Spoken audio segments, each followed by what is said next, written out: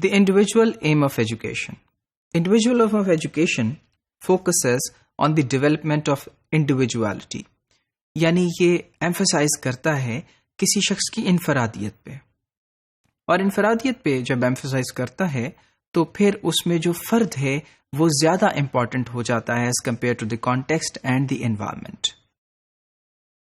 Individualistic focus کو support کیا ہے بہت سے فلاسفرز نے، اسپیشلی ان دا ویسٹ، جس میں روسو ہیں، نیل ہیں اور نن ہیں. اب یہاں پہ یہ بات قابل غور ہے اور قابل فکر بھی ہے کہ ویسٹ چونکہ انڈیویجولسٹک ان نیچر ہے، وہاں پہ انڈیویجولسٹک اپروچ ٹورڈز لائف کو ہمیشہ سے کلٹیویٹ کیا جاتا رہا، تو ایجوکیشن پہ بھی اس کے خاطر خاص رات مرتب ہوئے. اور ایجوکیشن میں جن لوگوں نے اس بات پہ غور کیا کہ انڈیویجول کی کیا حیثیت ہے، وہ موسٹلی ہم دیکھیں گے کہ وہ ان کا تعلق ویسٹ سے ہی ہے. Nothing good enters into the human world except in and through the free activities of individual men and women, and that educational practice must be shaped to accord with the truth. T.P. Nunn جو کہ ایک British educationist ہیں، ان کا یہ کہنا ہے کہ اصل میں حقیقت یہ ہے کہ کوئی بھی شخص اور کوئی بھی چیز اور کوئی بھی انسان جو ہے وہ ڈیولپ اس وقت تک نہیں کر سکتا جب تک کہ جو انفارمیشن ہے، جب تک جو اسٹیمولس ہے وہ اس کے تھرو ہو کر کے نہ گزرے. تو اصل میں ایجوکیشن کو انڈرسٹینڈ کرنا ہے اس حقیقت کو، اور اس بات کو ساتھ لے کے چلنا ہے کہ انفرادیت کی اہمیت کیا ہے ایجوکیشن میں. Education in modern times has started paying attention to the individualistic aims as it has become very child-oriented. Now becoming child-oriented, education میں ایک ڈیولپمنٹ child-oriented ہونے کی یہ ہے کہ emphasis جو کہ student centered approaches اور child centered approaches پہ دیا جانے لگا. اگر ہم غور کریں تو ہمیں یہ لگتا ہے کہ جس طرح روسو تھے اور انہوں نے یہ کام کیا کہ ML لکھی اور اس کے اندر انہوں نے نیچر آف دا چائلڈ کو بہت ایمفسائز کیا، اور پھر اس پہ یہ کہا کہ بچے کی ذات جو ہے وہ زیادہ امپورٹنٹ ہے، تو اس کے ساتھ ساتھ ایجوکیشن پہ بھی اس کے اثرات مرتب ہونے لگے. ماریا مونٹیسوری نے بھی اسی طرح بچوں کے اوپر ایمفسس کیا اور ایک چائلڈ سینٹرڈ اپروچ کو سامنے لے کر کے آئیں، جس میں یہ کہا گیا کہ ماحول کے اثرات کو جو ہے وہ اس طرح سے ڈھالا جائے کہ آپ انڈیویجول کو امپورٹنٹ سمجھیں، نہ کہ انڈیویجول کو ماحول کے مطابق ڈھالا جائے.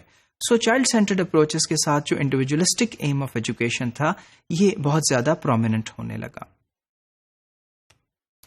اب کچھ ایسے فیکٹرز جن کے خاطر خاص رات مرتب ہوئے اس انڈیویجولسٹک ایم آف ایجوکیشن پہ، یا جنہوں نے بہت سپورٹ کیا اس فلسفی کو، ان میں سب سے پہلے تو بایولوجیکل سائنسز کی ڈیولپمنٹ تھی. بایولوجیکل سائنسز میں جس میں ہم میڈیسن کو لیتے ہیں، جس میں ہم فزیولوجی کو لیتے ہیں، جس میں ہم یہ دیکھتے ہیں کہ ہر انسان دوسرے سے مختلف ہے اپنی ایبیلٹیز پہ، اپنی کیمسٹری میں اور اپنے میک اپ پہ، جو کہ اس کا بایولوجیکل میک اپ ہے. تو پھر اس صورت میں education must aim at the individualistic development. And the second important factor was the development of psychology.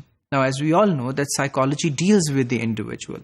کہ سائیکالوجی کا تو پہلا عنصر ہی یہ ہے کہ فرد، چونکہ فرد کا ربط دیکھا جاتا ہے اس کے ماحول کے ساتھ، اور ایک فرد کی ڈیولپمنٹ کو دیکھا جاتا ہے ڈفرینٹ فیکٹرز کے ذریعے. تو پھر سائیکالوجی نے بھی اسی بات کو جو تھا وہ سپورٹ کیا کہ ایک انڈیویجولسٹک ایم آف ایجوکیشن جو ہے وہ بہت امپورٹنٹ ہے. اگر ہم اسے انڈیویجولسٹک نہیں رکھیں گے تو پھر سوسائٹی پہ یا دوسرے ایمز کو دیکھتے ہوئے اس کا خاطر خواہ طور پہ ڈیولپ جو کرنا مقصود ہے وہ حصول نہیں ہو پائے گا اس مقصد کا. And then influence of پروگریسوز.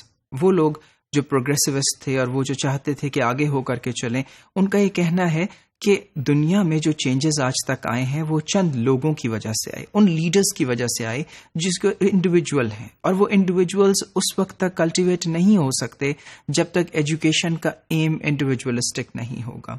اور پھر افیکٹ آف ڈیموکریٹک آئیڈیاز. یعنی جب ہم ڈیموکریسی کی بات کرتے ہیں، جمہوریت کی بات کرتے ہیں اور جمہور کی بات کرتے ہیں جو کہ عوام ہے، تو پھر اس وقت بھی یہ بات بہت امپورٹنٹ ہو جاتی ہے کہ ڈیموکریسی اور اس کی جو ویلیوز ہیں، وہ پہلی ویلیو ہی یہ ہے کہ آپ فرد کو امپورٹنس دیتے ہیں اور فرد کے اندر اس کی آزادی کو، یعنی شخصی آزادی کو.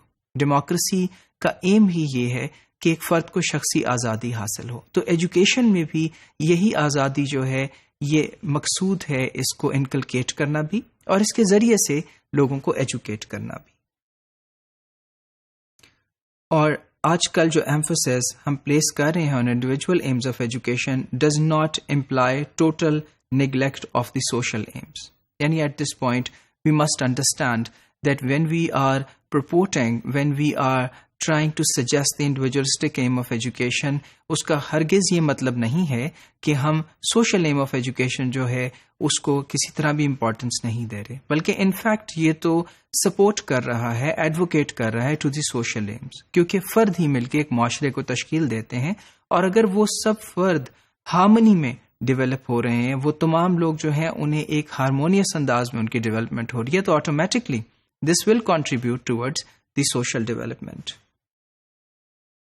And then it is possible to conceive of one in the total absence of the other.